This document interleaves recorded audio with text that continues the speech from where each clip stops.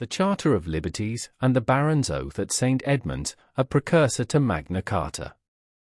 The Charter of Liberties, issued by King Henry I in 1100, is one of the earliest attempts to place constraints on the power of the English monarchy. Although its promises faded from prominence during the 12th century, the document resurfaced in 1214 when a group of discontented barons found a copy and drew inspiration from its principles. Swearing an oath at the altar of St Edmund's in Bury St Edmunds on November 20, 1214, these barons united to demand King John acknowledge their rights, laying the groundwork for the drafting of Magna Carta in 1215. Let us examine the origins and significance of the Charter of Liberties, the events leading to the Barons' Rebellion, the oath taken at St Edmunds, and the enduring constitutional legacy of their actions. The Charter of Liberties of 1100, Origins and Promises. When Henry I ascended the English throne in 1100 following the unexpected death of his brother William II, Rufus, he faced a crisis of legitimacy.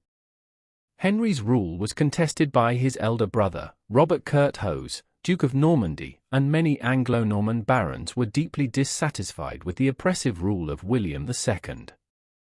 To secure his position, Henry issued the Charter of Liberties, a written declaration that sought to win the support of the barons and the church by addressing widespread grievances about royal governance. The Charter of Liberties promised to abolish many abuses of royal power that had flourished under William II.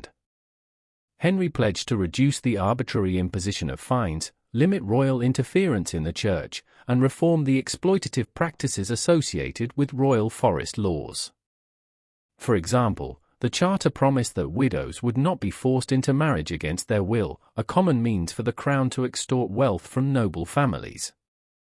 Henry also vowed to uphold the rights of the Church, which had been undermined during his brother's reign.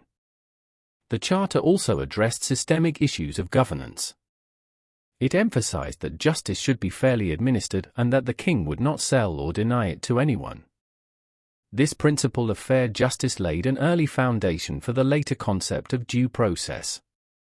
While the Charter of Liberties was not consistently enforced during Henry's reign, its symbolic significance was undeniable. It provided a blueprint for what a just relationship between the monarchy and its subjects could look like.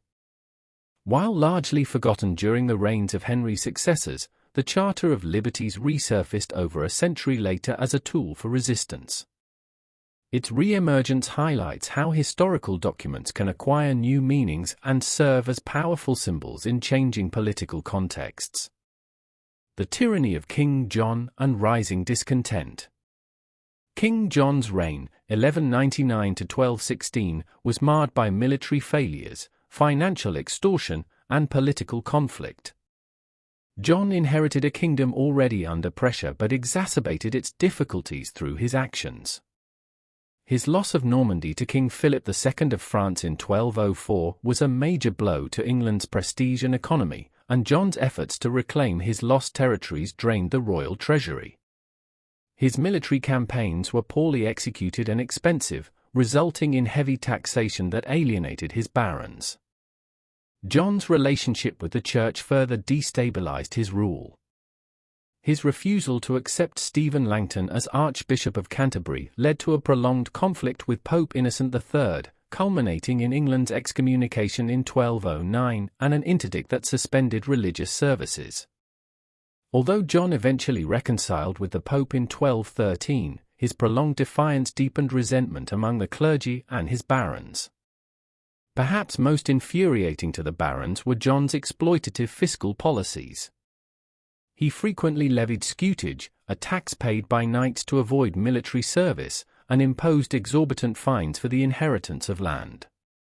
His arbitrary seizure of property and the abuse of feudal customs further eroded his support. By 1214, dissatisfaction with John's rule had reached a tipping point, and his defeat at the Battle of Bouvines that year left him politically vulnerable. The symbolism of St Edmund's Church. The choice of St Edmund's Church as the site of the Baron's Oath was deeply symbolic. St Edmund, the patron saint of England before St George, was celebrated as a martyr king who had died defending his people from Viking invaders in the 9th century. His shrine at Bury St Edmunds was one of the most significant religious sites in England, drawing pilgrims from across the country. By gathering at the altar of St Edmunds, the barons aligned themselves with the saint's legacy of justice, sacrifice, and resistance to tyranny. This act underscored the moral righteousness of their cause. Furthermore, St Edmund's status as a symbol of national identity lent additional weight to their rebellion. The barons' choice of location emphasized that their grievances against King John were not merely personal or regional but tied to the broader interests of the English people. The oath sworn at St Edmunds also carried a sense of divine authority. In medieval society, oaths taken on sacred relics or in holy places were considered binding in both spiritual and temporal realms. The barons' public commitment in such a setting sent a powerful message to King John. Their demands were grounded not only in historical precedent but also in divine justice. The discovery of the Charter of Liberties. Amid this growing opposition, the Charter of Liberties was rediscovered by reform-minded nobles. The document's principles of limited royal authority and respect for baronial rights provided a powerful precedent for challenging John's arbitrary rule. While the charter had not been consistently enforced during the 12th century, it represented an early acknowledgement that the king's power could be checked by law. The barons saw in it a tool for justifying their demands and legitimizing their rebellion. From the Charter of Liberties to Magna Carta. The barons' rebellion ultimately forced John to negotiate. In January 1215, they presented him with a list of demands, many of which echoed the grievances addressed in the Charter of Liberties. These demands were formalized in Magna Carta, sealed at Runnymede on June 15, 1215. While Magna Carta went beyond the Charter of Liberties in some respects, introducing provisions for due process, the protection of widows' inheritances, and limitations on taxation, its core principles of limited monarchy and baronial rights were deeply rooted in Henry I's earlier document. Magna Carta also introduced mechanisms for enforcing its terms, including the creation of a council of barons to oversee the king's compliance. This innovation marked an important step toward the concept of accountability in governance, a theme that would resonate in subsequent constitutional developments. The long-term legacy. The barons' actions at St Edmunds and their invocation of the Charter of Liberties were significant not only for their immediate impact, but also for their long-term legacy. By drawing on a historical precedent, the barons established the principle that royal power could and should be constrained by law. This idea became a cornerstone of constitutionalism, influencing the development of governance in England and beyond.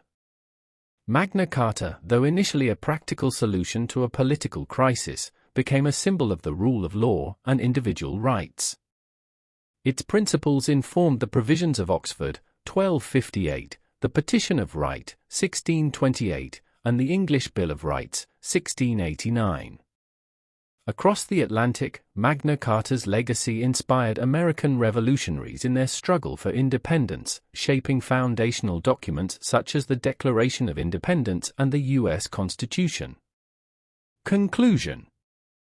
The discovery of King Henry I's Charter of Liberties and the Baron's Oath at St Edmunds in 1214 were pivotal moments in the struggle to limit monarchical power and establish the rule of law. The Charter provided a historical precedent that legitimized the barons' demands, while their oath symbolized their unity and resolve. These events culminated in the creation of Magna Carta, a document that transformed medieval governance and laid the foundation for modern constitutionalism. The barons' defiance serves as a powerful reminder of the enduring importance of collective action, historical precedent, and the pursuit of justice in the face of tyranny. Thanks for listening. Like, comment, and subscribe to Medieval Chronicles 1066 for more journeys back to the Middle Ages. Stay curious.